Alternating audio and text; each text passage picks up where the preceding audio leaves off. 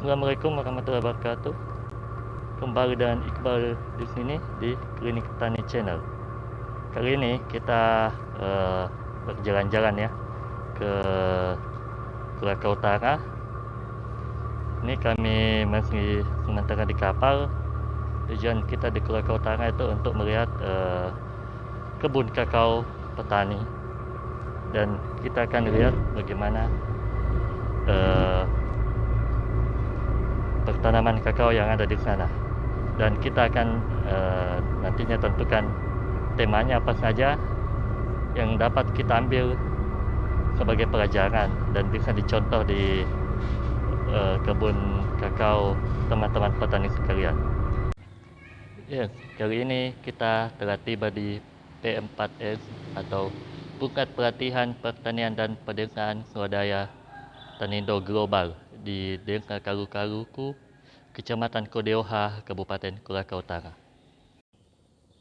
P4S ialah lembaga petani yang didirikan untuk melatih sesama petani. Intinya itu dari petani, oleh petani, untuk petani. Dan lembaga ini dibina oleh Kementerian Pertanian. Kita bisa lihat di sini gambarnya kakao ya. Jadi P4S ini tempatnya petani kalau ingin belajar tanaman kakao. Kita bisa lihat di sini spanduknya. Ada cara metode-metode baru menurut pemiliknya yang merupakan binaan Cocoa Doctor dari PT Max, di mana PT Max itu salah satu perusahaan kakao yang ada di Indonesia ya, dan telah ada cabangnya di mana-mana.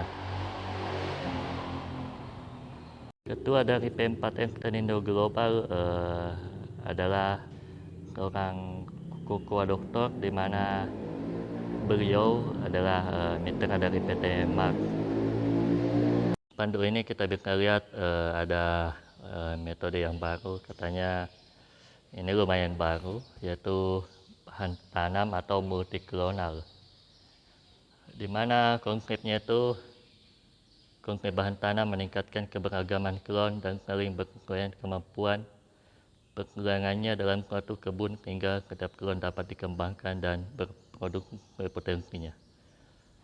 Ini ya, ada contoh-contohnya: Klowik 1, Klowik 2, MCC02, KW617, BB01, di mana cuma klon BB yang belum tersertifikasi oleh pemerintah.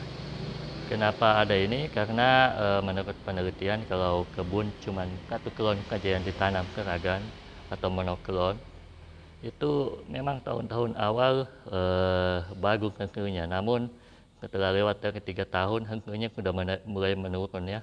Dengan adanya ini teknologi ini, maka walaupun kakaonya sudah lama ditanam, tetap berbuahnya lebat. Ini satu penelitian dari PT Max, dan ilmu itu mahal ya, dan ini disebarkan secara gratis kepada petani melalui Kakao Dokter dan pendamping dari PT Max itu sendiri. Ini manfaat dari multiklonal untuk menghindari potensi masalah dengan penyerbukan pohon yang tidak cocok untuk melakukan penyerbukan sendiri, untuk menghindari bahwa semua pohon sama sensitifnya terhadap hama dan penyakit yang sama. Jadi mungkin ada beberapa klon yang tahan terhadap penyakit A, tidak tahan terhadap penyakit B. Namun ada klon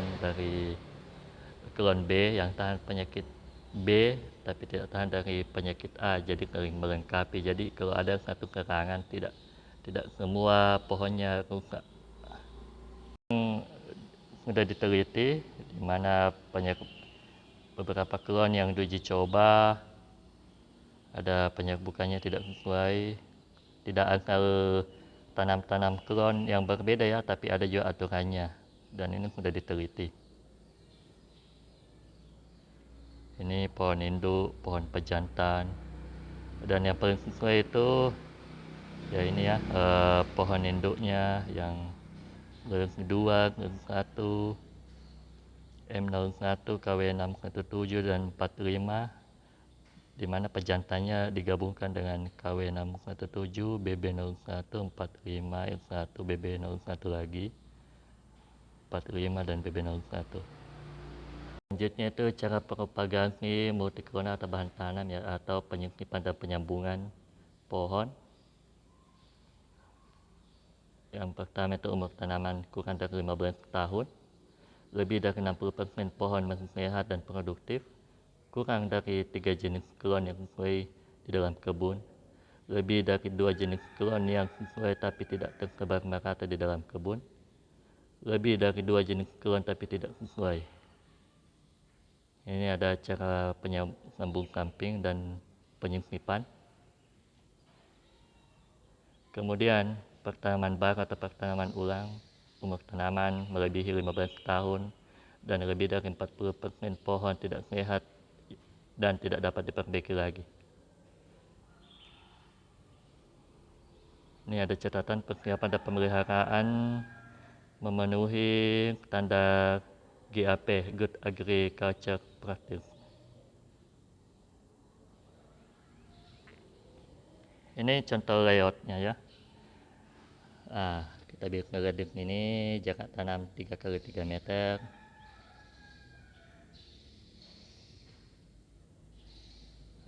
Kita bisa lihat di sini. Ini layout B yang berbeda. Kita bisa lihat contohnya agak seperti ini.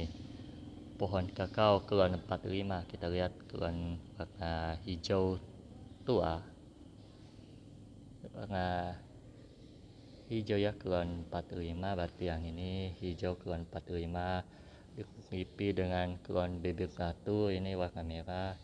Lalu ada klon Sulawesi lagi diikuti lagi klon BB01.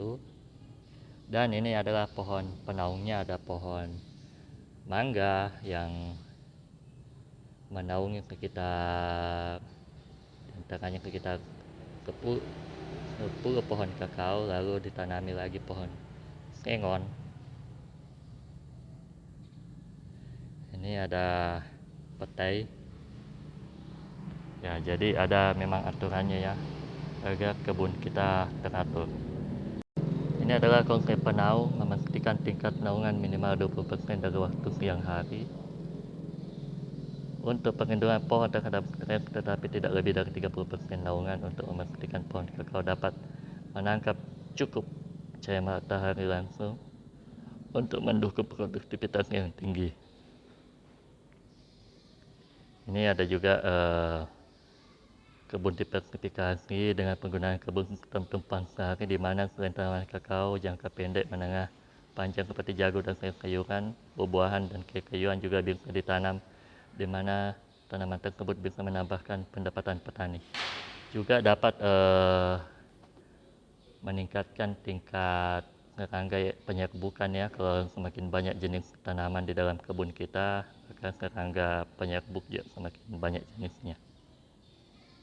Ini manfaat tanaman penaung: menurunkan temperatur dan meningkatkan kelembaban di bawah kanopi, menghasilkan lebih banyak bahan organik, membantu meningkatkan aktivitas serangga penyerbuk. Tanaman dapat menyerap hara dari lapisan bawah dan menyimpan di dalam daun, kemudian menggugurkannya ke permukaan tanah. Jadi tanaman penaung itu kalau daunnya gugur bisa ditanam melapuk dan jadi pupuk ya. Syaratnya syarat dari tanaman penaung mudah dan pertumbuhannya cepat, percabangan dan daunnya memberikan perlindungan yang baik, tajuknya lebih tinggi dari tanaman kakao, yaitu antara tanaman kakao dan tajuknya maksimal 1,5 meter ya, minimal 1,5 meter.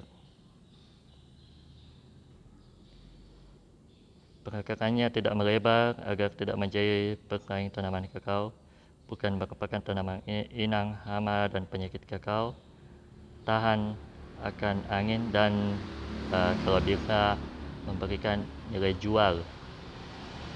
Kita menanam pohon yang bisa dijual hasilnya. Ini jenis-jenis tanaman penaung. Rekomendasi pohon penaung bisa menggunakan jenis pohon kayu-kayuan dan juga buah-buahan sebagai konsep kebun diversifikasi yang sesuai dengan syarat-syarat penaung. Ini jenis penaung utama: sengon, petai, albizia, perica, puspa. Ini banyak jenisnya dan lain-lain. Ada jengkol juga, lamtoro, gamal. Ini tambahan ada durian, alpukat, rambutan, pisang, langsat, lengkeng, jeruk, mangga, dan beberapa buah-buahan. Di sini ada pisang, ini penaung sementara ya. Ada juga bayam, ini pohon kayu bayam ya. Dan durian dan rambutan kalau bisa pilihan terakhir, karena ini bisa jadi tempat singgahnya PBK. Jadi kalau ada pohon lain, mending pohon lain duluan di sana. Kriteria penaung yang baik: 65-80% cahaya matahari mencapai tajuk, lebih dari 75%. Pohon kakao dapat ternaungi dalam masa 1 hari. Lebih dari 12 pohon penaung per hektar yang tingginya mencapai 20 meter atau lebih, yang memberikan naungan 20-35% pada pohon kakao pada saat pohon penaung sudah dewasa. Pohon penaung didistribusi secara merata di dalam kebun. Pohon penaung cocok untuk kakao yang bukan inang penyakit, tidak ada persaingan hara, dan tidak menyebabkan kerusakan tanaman kakao karena mudah tumbang. Bagian paling bawah tajuk pohon penaung dan tanaman lain harus lebih dari 1,5 meter di atas tajuk pohon kakao. Menanam minimal salah satu jenis pohon penaung yang direkomendasikan. Jika sudah memenuhi percaya di kebun pohon penaung bisa ditanam di batas atau border kebun. Bahwa tanaman kakao ini adalah tanaman hutan. Ya, tanaman kakao adalah tanaman hutan. Artinya ketika kita berbicara hutan, berarti ada pohon. Ya, artinya habitatnya. Ya. Jadi menurut pengalaman saya, ya, dan kita untuk lebih kesehatan tanaman sampai pada umur tanaman, kita tidak mengandalkan hanya sekedar memberikan hara, memberikan pupuk, tetapi lebih kita cenderung pada lingkungan kebun itu sendiri. Kalau misalkan penaung ini, kenapa kita harus gunakan penaung di dalam kebun? Itu supaya mengurangi sinar matahari yang secara langsung menyinari tanaman itu sendiri. Jadi beda itu Pak, tanaman yang transparan dengan tanaman yang ada penaungnya. Yang dimaksud penaung di sini itu adalah penaung yang lebih tinggi penaung daripada coklat. Ya. Tapi tidak semua juga penaung Pak bisa kita gunakan di kebun, karena ada juga penaung yang jadi inang yang lama. Ya, salah satu contohnya rambutan. Itu salah satu. Itu sebenarnya adalah salah satu inang atau tempatnya berkumpulnya sama PBK. Salah satunya langsat. Ya. Jadi ada beberapa penaung yang bisa kita rekomendasi. Namun yang bisa saya sampaikan adalah kalau misalkan kita ingin menanam penaung dalam kebun, usahakan penaung yang bisa menghasilkan, supaya kebun itu menjadi kebun verifikasi namanya. Ya. Bisa saja kita tanam seperti pelindung yang ada di belakang sana, bisa. Tapi kalau petai kayaknya butuh, ya karena mungkin penggeret batangnya tinggi Pak ya, kalau petai ya. Kurang tahun di situ yang bisa kita manfaatkan. Nah, terus dalam penaung juga terdiri dari beberapa macam Pak. Ada yang berdaun lebar, ada juga yang berdaun kecil. Gitu. Nah, disinilah nanti jarak-jarak penaung itu bagaimana cara kita bisa menyisipkan penaung yang ada di dalam. Ya, salah satunya ini adalah logonya. Ini cuma kurang jelas ini Pak, ada di belakang sana ya. Nah ini salah satunya Pak ya. Ya. Jadi ini kita bisa lihat gambarnya nanti bapak-bapak, kalau saya mau berapa meter tajuk tanaman kakao. 3 meter setengah ya, berarti dia harus penaung di atas daripada 3 meter setengah, minimal 1 meter setengah dari tajuk sampai dahan penaung. Ini salah satu juga ketika ada penaungnya itu justru akan mempercepat proses pembungaannya juga terhadap coklat, karena coklat itu saya pikir kalau dia terlalu terbuka itu juga akan memicu biasa terjadinya kerontokan bunga atau lambat pembungaannya kalau dia terlalu terbuka. Makanya itu fungsi penaung ini sangat penting untuk tanaman kakao sebetulnya ya. Nah, mungkin itu Bapak nanti bisa lihat ini jaraknya ya, dia berada di tengah-tengah. Ini sudah ada gambarnya yang kita ini ada pohon mangga misalkan, dia penempatannya juga di sudut-sudut, kemudian di tengah jarak antara 9 seperti itu. Jadi yang perlu Bapak ingat adalah bagaimana menempatkan penaung dalam kebun itu yang bisa menghasilkan ya. Kalau perlu Pak, kalau sekarang banyak yang saya lihat terkadang tanahnya sebelah subur, yang sebelah ditumbuhi alang-alang. Kan ada biasa begitu Pak ya. Kalau alang-alang gampang solusinya Pak, sisa kita tanami pisang untuk merubah tekstur tanahnya. Tidak perlu juga harus tanam mangga, itu tidak perlu. Kita lihat saja kondisi kebunnya ya. Kalau misalkan dia tanahnya alang-alang, misalkan ditumbuhi alang-alang, kita kasih lagi tanaman yang akarnya lebih besar, justru akan mengeras sekitar situ. Kita teknisi ya, kita gunakan pisang ketika kita tanam pisang, otomatis tekstur tanahnya akan berubah. Begitu Pak. Ya, kali ini kita berada di lahan kakao milik Pak Hairun, Ketua P4R Tanindo Jaya. Kita bisa lihat ini ya, tanaman kakaonya. Ini Kelon 45.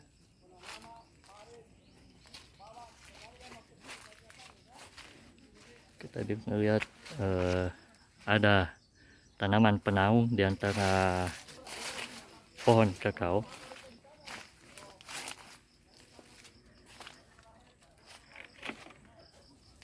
Ini ya tanaman penaungnya. Kita bisa lihat di bagian bawahnya tanaman kakao tidak terlalu bersih ya, sengaja karena ini daun-daunnya nanti yang melapuk akan menjadi pupuk dan juga bisa menjaga kelembaban pada saat musim kemarau, dan apabila musim hujan mencegah percikan air langsung dari tanah sehingga aman, setidaknya aman dari serangan penyakit, karena banyak jamur yang penyebab penyakit ada di tanah. Apabila terkena percikan air bisa naik ke tanaman. Ini kita bisa lihat setiap pohon memiliki banyak buah ya.